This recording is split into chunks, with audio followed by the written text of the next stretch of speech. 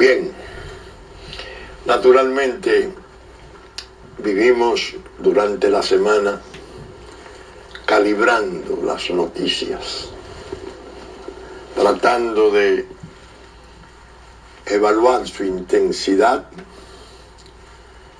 su importancia, para abrirle paso hacia el programa y considerarla conforme a la jerarquía que le otorguemos nosotros a las noticias. Hubo una que es quizás no la más importante de esta semana, que seguirá siendo importante durante meses y años, porque se refiere a hechos que se pueden considerar verdaderos presagios de toda la tormenta que se nos viene encima. Yo dije muchas veces desde la respuesta, cuando se iniciara aquella campaña infame, diabólica, a escala mundial contra el pueblo dominicano, que me apenaba el descuido, la aparente indiferencia del pueblo nuestro frente a la gravedad de aquella situación que ya se veía claramente programada como conjura hecha bajo el palio de Naciones Unidas, que es la parte quizás más desconcertante y también repugnante. La destrucción del buen nombre, de la honra de una nación generosa, esforzada, que ha tenido que llevar una vida de hondonada ciertamente, porque ha tenido luces y sombras en cuanto a las libertades, los derechos, la exclusión social, la pobreza, pero que se ha observado su tenacidad permanente, indefinida, creciente, buscando los mejoramientos, soñando con la excelencia. Y es precisamente en los momentos en que son mejores los signos, en que son más esperanzadores,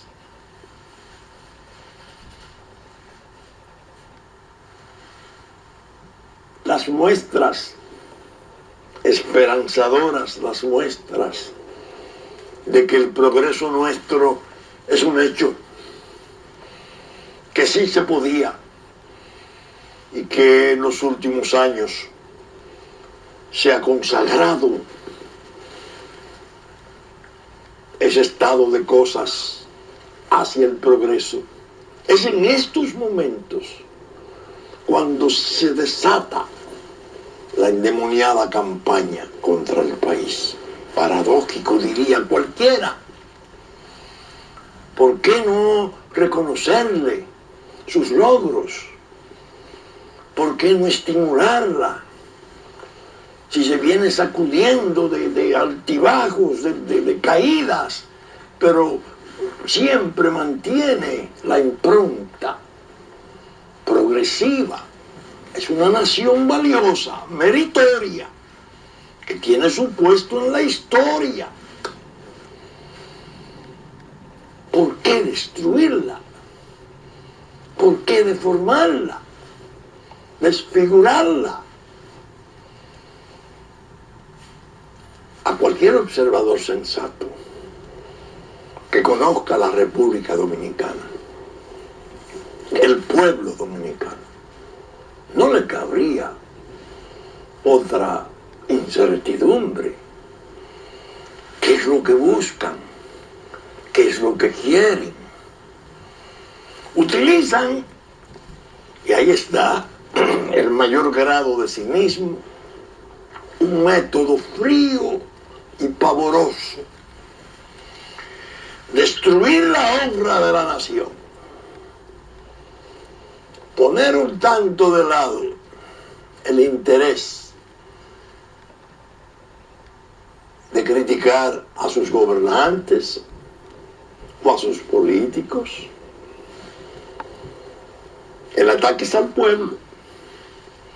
Al contrario, en paralela con esos ataques devastadores, falsos, inmensamente falsos, se notó un interés de elevar al gobierno,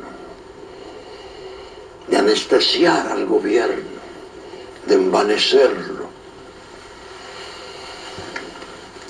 Y entonces, para el buen observador, brota la evidencia. Se envanece al gobernante, se trata de anestesiarlo como una manera de que no ejerza una defensa enconada del pueblo, porque nos interesa liquidar la nación en el ánimo público mundial, reputarla odiosa, racista, intolerante, persecutoria, como paso previo a la destrucción de su ordenamiento jurídico, que es el Estado. Esa es la gran estrategia de las potencias y de Naciones Unidas y de OEA, el Estado binacional. Si atacamos al gobierno, el gobierno ejercería su propia defensa y hablaría en paralela, pareja con la defensa del pueblo.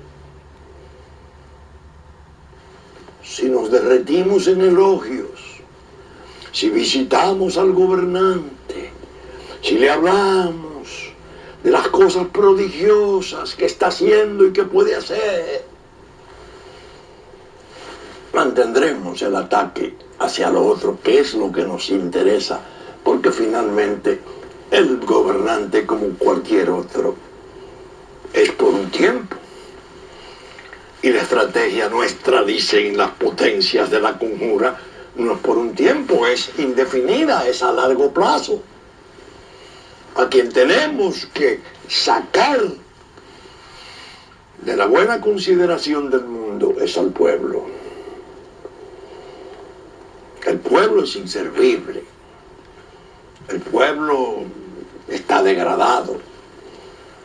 Se parece tanto a su vecino que merece un control multinacional.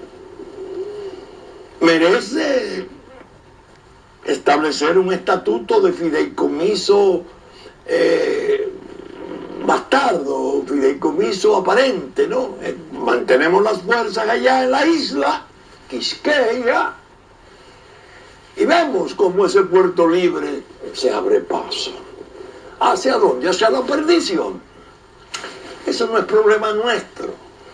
El problema nuestro es la emigración. El problema nuestro es que tenemos 15 años con los vecinos y no hemos podido hacer lo que prometimos. Porque no hay sujeto, porque no se prestan los vecinos para manejar recursos, para levantar infraestructuras, para hacer transformaciones profundas y serias, para organizarse política y jurídicamente. Una tribu, un estado colapsado. Pero los vecinos no están colapsados. Los vecinos, por el contrario, tienen unos niveles respetables de organización, tienen esperanzas, son gente de sueños, de compromiso, tienen historia también. ¿Por qué?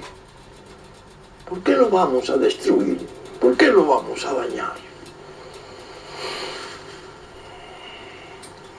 En dos palabras, el gobernante que habló en La Habana desagradó ese plan. Desagradó ese plan estratégico, porque era precisamente abogar por la autonomía, por la soberanía, por la no intervención, la no intromisión en los asuntos internos, por la independencia. No es posible, imposible. Esos no son valores a considerar. Esa conjura naturalmente ha tenido aquí aliados de distintos sectores, parte del empresariado, parte, porque en honor a la verdad, sobre todo después de uno oír el editorial del canal Teleradio América 45 y 12, ilustrado con las fílmicas de los sucesos de Pedernales, Petriz. Uno tiene que pensar que en el empresariado hay áreas importantísimas que están preocupadas, que sienten verdaderamente por su país preocupaciones y que están dispuestos a involucrarse en su defensa.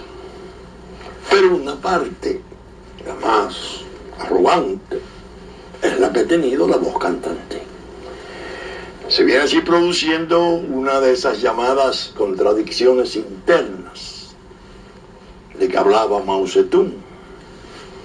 Esa parte del empresariado aliada al extranjero está totalmente contra la nación y de consiguiente contra el Estado. La prueba fue que La Habana, que fue el cenit del entusiasmo nacional, que vio a su presidente tan lúcido, tan fluido, tan convencido, había que desmontarlo. Había que de algún modo sacar eso de la escena y volver al viejo esquema, que no es un esquema fácil de identificar porque es muy insidioso. Ya hemos visto muestras.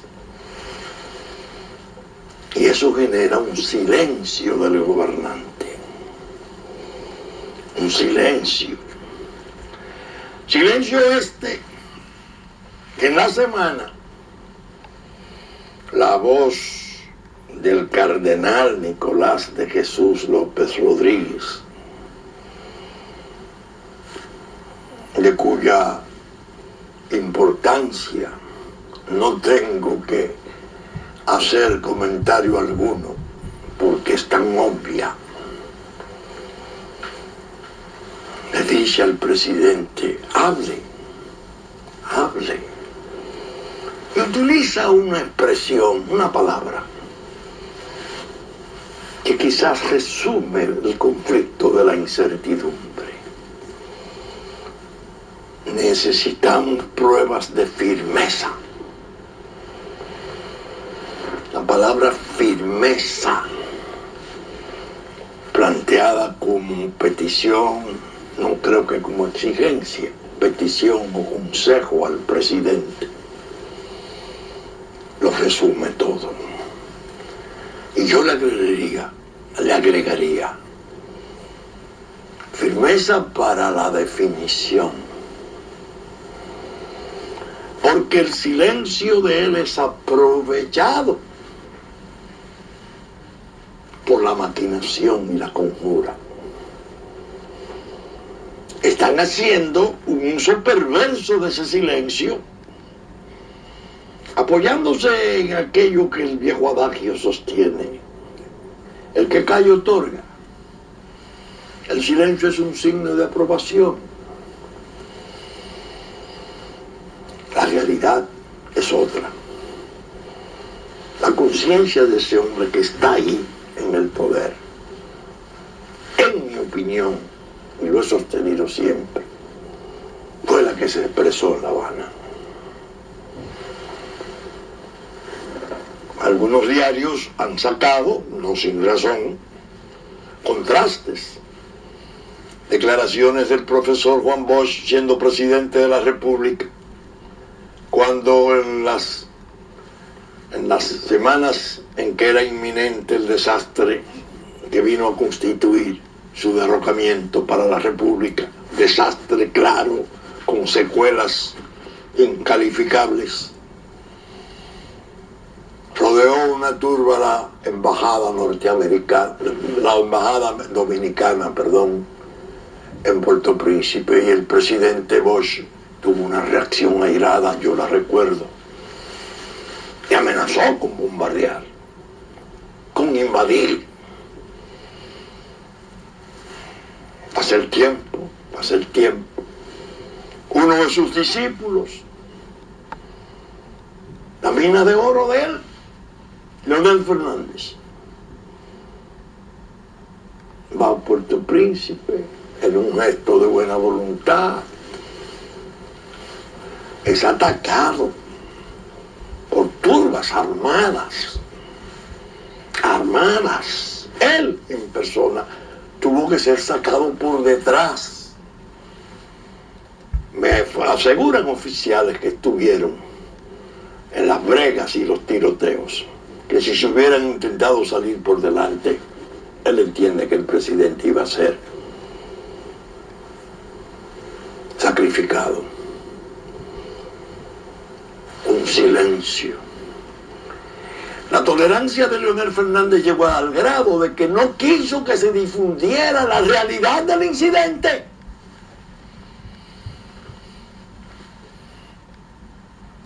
Porque eso podría suscitar entonces reacciones aquí que él no quería.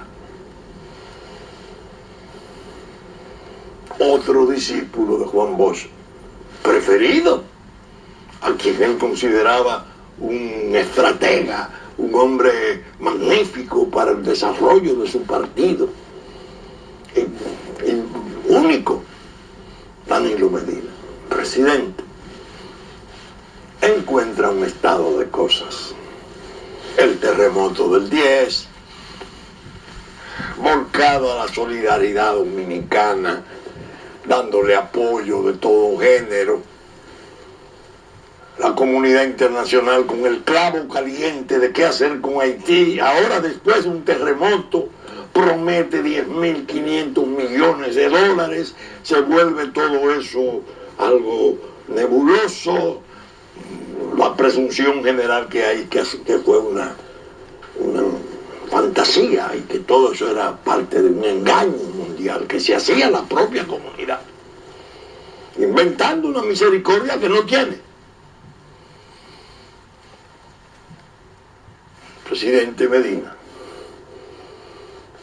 encuentra ese estado de cosas y las potencias con el clavo caliente de Haití aceleran el plan porque no saben qué hacer, no tienen elecciones, no tienen instituciones, es una cosa horrible. Y los estados que han aportado fuerzas militares para la ocupación multilateral bajo palio de Naciones Unidas, exigiendo soluciones. ¿Qué fuerza de paz es esta si aquí no hay guerra? No se puede organizar una policía, no se puede rearticular un ejército. En esta tribu nos vamos. ¿Qué hacemos? Ahí es donde interviene la maquinación peor. Regalarle un país. Injertar millones de sus desesperados en aquel otro país. Venir de las tierras arrasadas, un 5% de bosques conservan, y hacerle todos los arreglos jurídicos posibles para ver cómo se injertan millones Y de ahí sacaremos un Estado binacional. Pero para sacar ese Estado binacional, no lo podemos hacer en frío. Se inventan los acuerdos históricos y comienzan a darnos cátedra que toda la división fue la obra odiosa de élites. Ahí estaban incluidos Juan Pablo Duarte, todos esos necios del 44 y los necios del 65, de 1865 y la guerra restauradora. Todo eso es fruto del atraso, eso está superado. Ya no hay frontera, la frontera es para unir, no para dividir. Óiganme, y meten al presidente en esa jaula de malas intenciones, de agendas ajenas, y los turban, y desmontan La Habana. Y prosigue el curso, y en Guandolio se pronuncian los discursos trascendentales. Las relaciones de Haití y República Dominicana comenzaban ahora, después que llegara un preclaro primer ministro que sí sabe lo que es la modernidad, que no le interesa esa cuestión de historia, esos son rezagos de atraso y ridiculeces. ¿Cómo? La respuesta dijo: el silencio y la aparente apatía del pueblo van a desaparecer. El pueblo va a hablar con hechos. Cuando los hechos hablen, en la forma en que históricamente han hablado en nuestro país, la situación puede ser muy peligrosa. Puede perder la paz. Pero siempre dijimos en la respuesta, esa es parte de la estrategia de la conjura. Hacer naufragar la paz en este lado de la isla. Porque eso vendría a crear la posibilidad de legitimar el mandato de Naciones Unidas. Una fuerza de paz, aseguradora de la paz, que al paso de los años, estando en Haití, se le ha convertido en ridículo. Ellos necesitan, oigan qué paradoja, Naciones Unidas necesita los choques de poblaciones, necesita la guerra, está fomentando la guerra, la discordia, está generando la agudización de las confrontaciones naturales que ocurren cuantas veces se injerta una nación en otra o se pretende hacerlo, porque viene la cuestión de los espacios y viene la prueba rotunda ya en el pueblo afectado de que hay una trama contra su supervivencia y va a reaccionar. Por eso, esos incidentes del suroeste, de Pedernales, son gravísimos.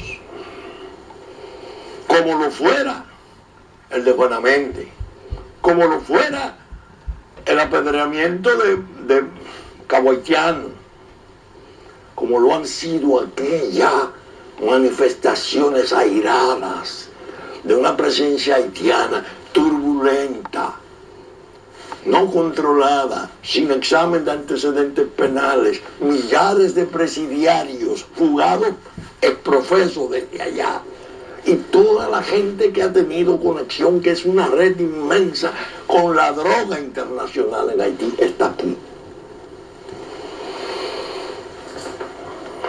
¿Qué quiere la conjura internacional? Guerra, conflicto. A todo esto, los hechos de parte nuestra han comenzado a hablar. Pero pero han hablado también en Haití. El mito del Estado haitiano, contraparte, interlocutor nuestro, de igual a igual, no de igual a igual, nosotros ligeramente por debajo. El Estado rector es Haití. Y se presentaba el señor Lamour con la bandera dominicana atrás y el señor Montalvo con la bandera haitiana atrás, y los empresarios, los grupos empresariales más poderosos, aliados de la conjura,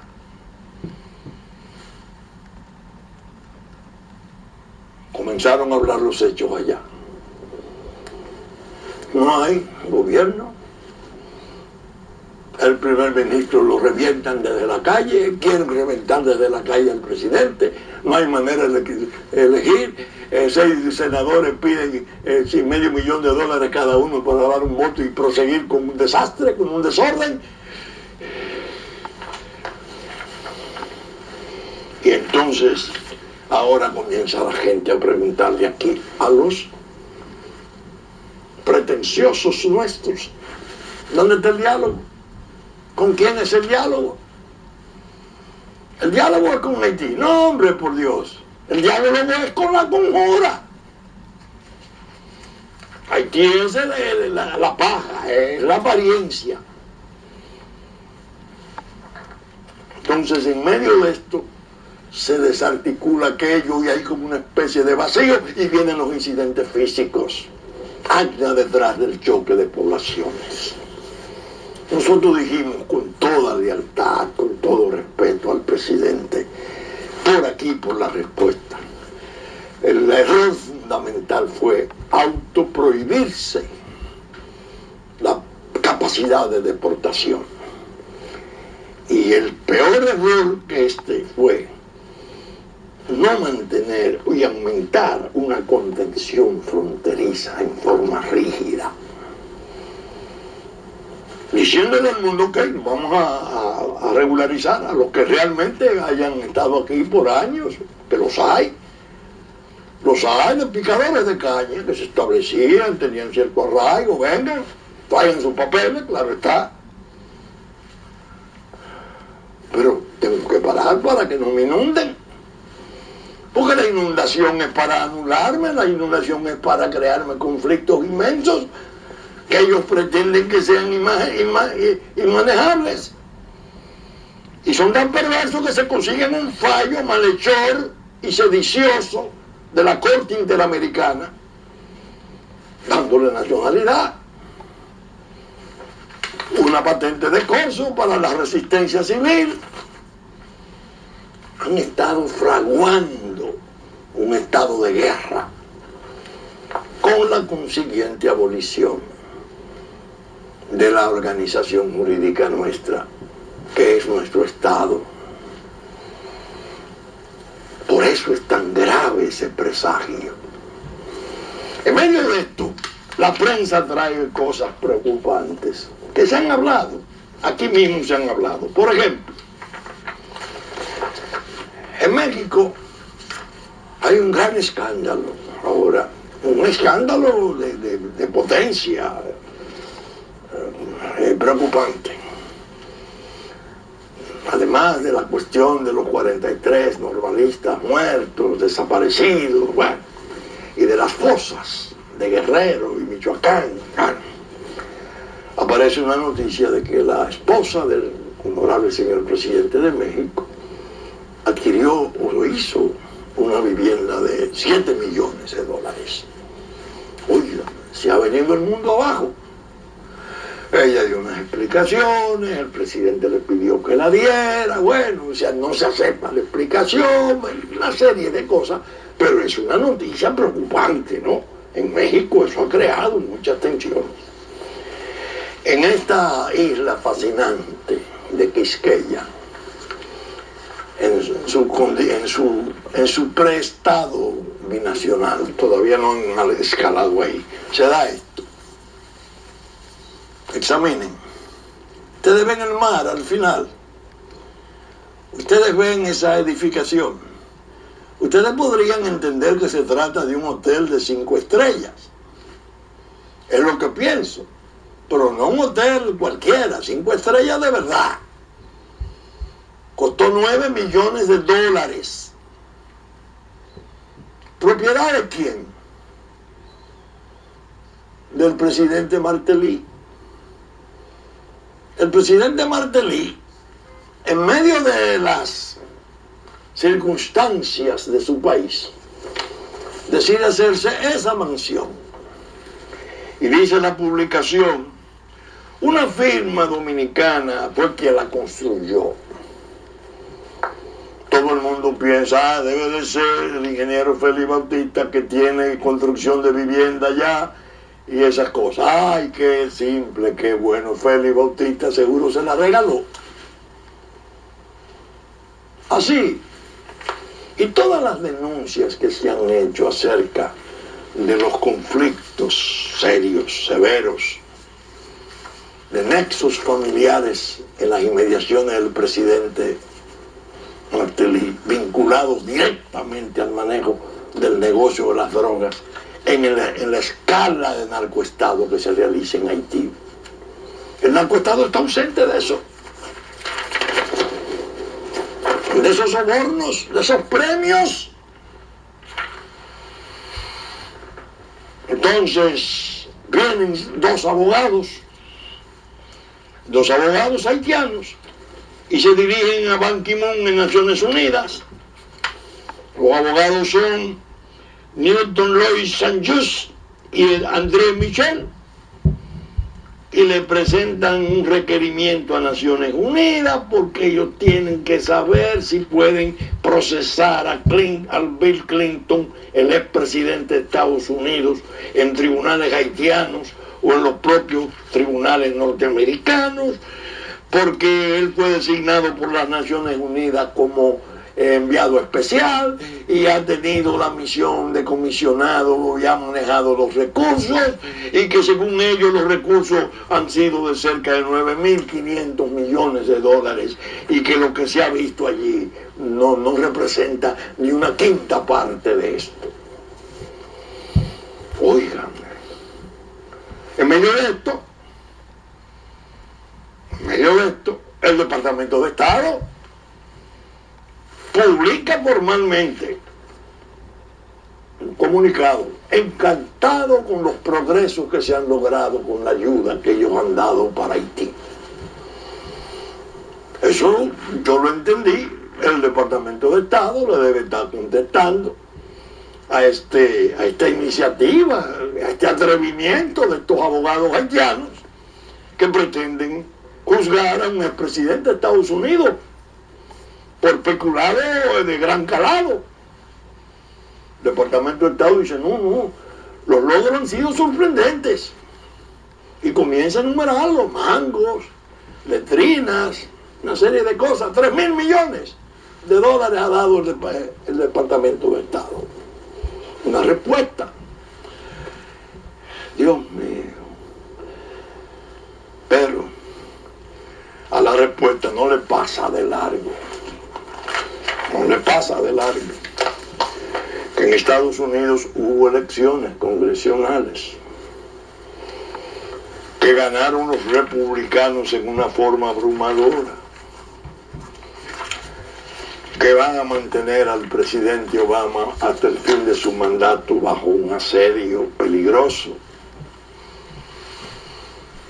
y que esas campañas de allá son descarnadas y complicadísimas. Las durezas mayores salen en aquellas campañas presidenciales de allá. Dios quiera que este expediente de Haití no pase a ser materia de acusaciones, descalificaciones, imputaciones de algún modo a la esposa del presidente Clinton, no a ella, sino a su esposo. Pero ella es una candidata con gran posibilidad de ser presidenta de Estados Unidos. Entonces tiene que ver el conflicto nuestro en ese amplio espectro de la geopolítica. ¿Qué pasa? ¿Qué somos nosotros? ¿Qué experimento se está haciendo, se puede hacer con nosotros? Por eso le dice el cardenal con esa voz sabia y profunda de la Iglesia,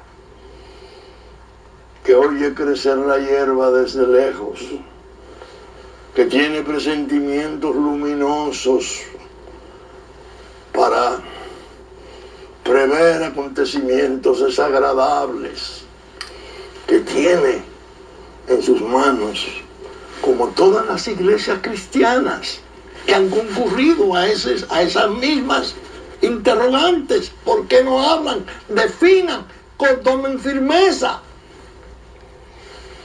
¿Qué quieren las iglesias?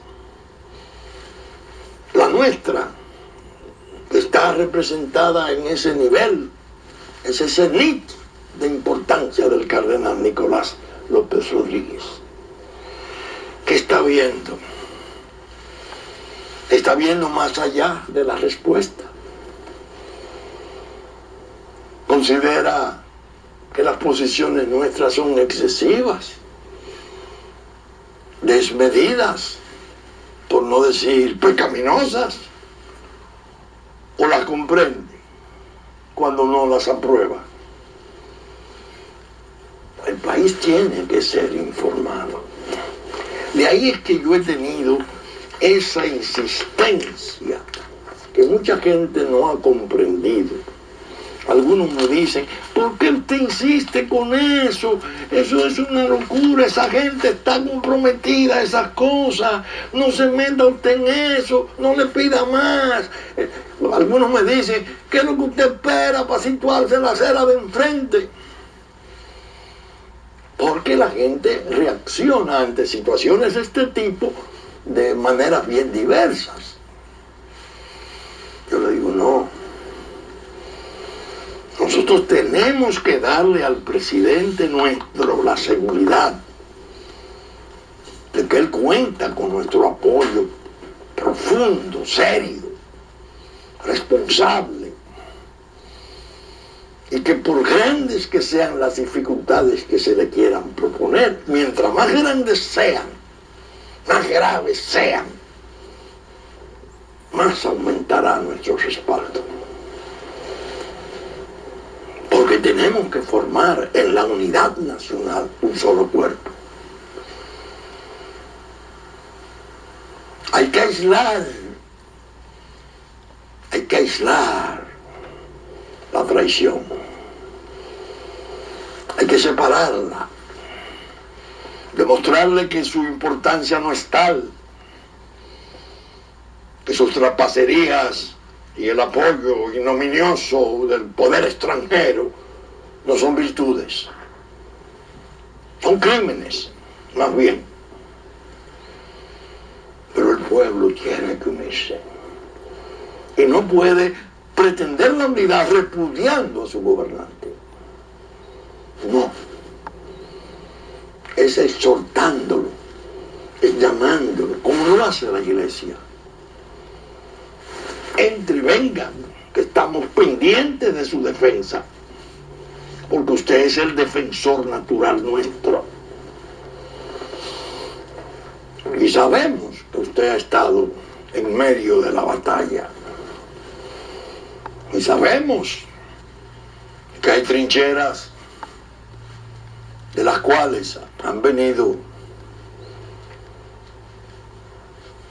recomendaciones peligrosas, verdaderos dardos venenosos, que han obstruido el gesto limpio, patriótico, el que lo puede consagrar históricamente como un gran gobernante dominicano, que en la hora de las mayores presiones y de las mayores dificultades se sobrepuso. Por eso, la situación de esos incidentes de Pedernales en la frontera suroeste no puede pasar de largo. Hay que usarla como un referente. Incluso, fíjense desde cuándo la debilidad nuestra nos viene dañando. Cada incidente internacional parecido o de ese tipo, de mayor o menor gravedad, de mayor gravedad fue el ataque a un presidente dominicano. Ha debido ser puesto al conocimiento pleno de la República, de su pueblo. Además, con ello se forman los llamados dossiers, porque viene una lucha internacional. Viene una lucha en el propio Consejo de Seguridad. No lo duden. En paz o en guerra viene la lucha. Porque el país no se va a rendir. Eso es una ilusión, una torpeza. Eso es cretinismo. Pensar que este país se va a entregar. Este país no se entrega. No se entrega, no se ha entregado nunca.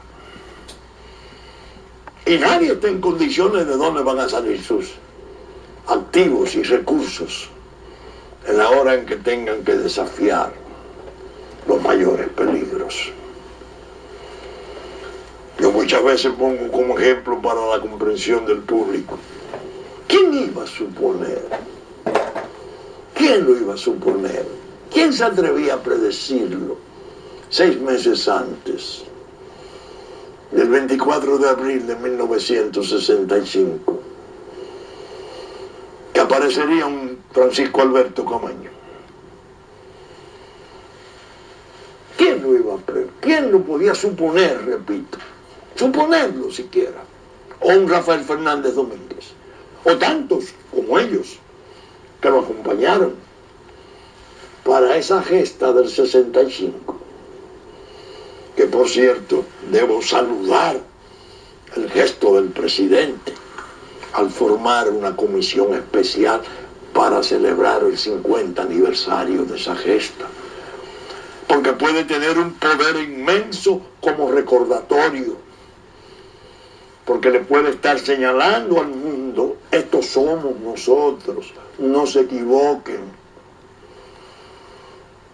Nosotros reaccionamos cuando tuvimos que reaccionar, cuando nos ocupaban 42.000 hombres del ejército mejor de la tierra. Óigame, por eso es que hay que controlar los sentimientos, evitar esas pasiones, a veces deleterias, a veces sanas, porque son de buena fe, pero inconducentes. No podemos abandonar la esperanza. No podemos renunciar al llamado, al patriotismo, al acercamiento. El pueblo tiene, pienso, en el fondo de su alma la esperanza de que su presidente, en el momento que menos espere, de el famoso últimamente de nosotros los dominicanos. Últimamente. Eso no es tolerable. Eso no puede ser. Hemos dado muestras infinitas de haber sido quizás lo más generoso en medio de la tragedia del terremoto. Y no hemos merecido ni siquiera una palabra de gratitud. Y nos han hecho desplantes de todo tipo y han creído que nosotros somos lo que ellos piensan. Nosotros somos mucho más que lo que ellos piensan. Me estoy refiriendo a la conjura, porque estos son unos infelices, desgraciadamente dañados de 1000 maneras por sus clases y sus élites detestables, considerablemente delictivas, porque sus riquezas fundamentales han estado en base a las conexiones con los factores mundiales del tráfico de droga internacional. Vamos a ver de qué modo esos hechos nos sirven de advertencia, de admonición, cómo ayudan a ser los más precavidos no intemperantes ni irracionales para dividirnos entre nosotros, ni pretender que este tiene razón, este no es patriota, este sí es patriota. No es verdad. Todos amamos a nuestra patria, todos. Con la excepción, claro, que nos señalara el padre fundador, la facción traidora que siempre ha existido. Pero el pueblo en general ama su tierra. Entonces lo que hay que trabajar es en favor de su unidad, en favor de ese esfuerzo conjunto, donde el tema intocable sea la independencia, la soberanía, la integridad territorial y el respeto a nosotros como nación y como Estado. La comunidad internacional nos podrá oír en el Consejo de Seguridad, y naciones de otras latitudes que allí tienen poder, mucho poder, posiblemente no conozcan en profundidad lo que somos. La prueba se vio en La Habana. Gobernantes latinoamericanos que aplaudieron al presidente Medina luego de su intervención, le dijeron después: Danilo, pero yo no sabía que eso era así. ¿Pero qué es esto? Reconociéndole lo que hemos sido siempre. Ese pequeño David, veterano de la historia, este estadito, esta nacioncita del Caribe, que tiene páginas escritas de gloria, luchando con los ejércitos de imperios, como lo fue en la Restauración, como fue la gallardía del 65, y como habrá de ser cuando esto, por desgracia, se pueda ir de control y terminar en una confrontación asiaga. Es un año especial, 2015.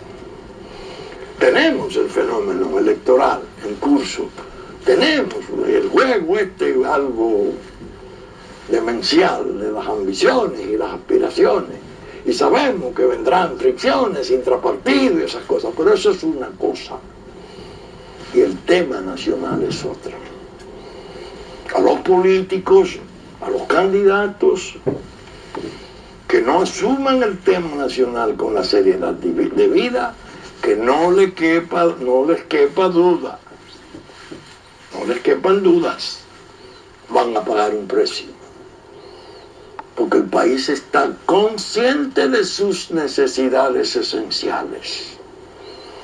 No me prometa acueducto, no me prometa carretera, no me prometa progreso, crecimiento, aumento del PIB. No. Dime qué tú piensas sobre la independencia nacional. Dime hasta dónde tú eres capaz de comprometerte en altos riesgos con tal de defenderla. Porque está programada nuestra desaparición. Y si nos quedamos callados, nos estaríamos suicidando. De ahí es la importancia de presidente hable, firmeza, hable. A él le sobra firmeza. Probado. El momento en que deba de hablar, los hechos se van a encargar de traerlo. La realidad de los hechos, no la fantasía burocrática de los combinadores de la conjura, no, los armadores de la traición, no. Es el pueblo llano, el pueblo valeroso, que no es indolente ni es servil, aunque un tanto descuidado y olvidadizo, hasta el momento en que llega el punto crucial de utilizar esa expresión que hace un momento utilicé, muy nuestra. Últimamente, cuando el dominicano dice últimamente, póngase en guardia, que tiene reacción, tiene dignidad para reaccionar. No es fácil, no se equivoquen. De manera pues que, como ustedes han visto, este es el segundo programa del año y era previsible, parece que no va a bajar la temperatura, no vamos a tener posibilidades de programas gratos, entretenidos, sino que todo va a ser fuego, fuego y brasas ardientes. Es parte de una hoja de ruta que tenemos los dominicanos que cumplir. Muchas gracias, señores, y saben ustedes que estamos saliendo por el canal 33, 3 del cable, domingo a las 11 de la mañana.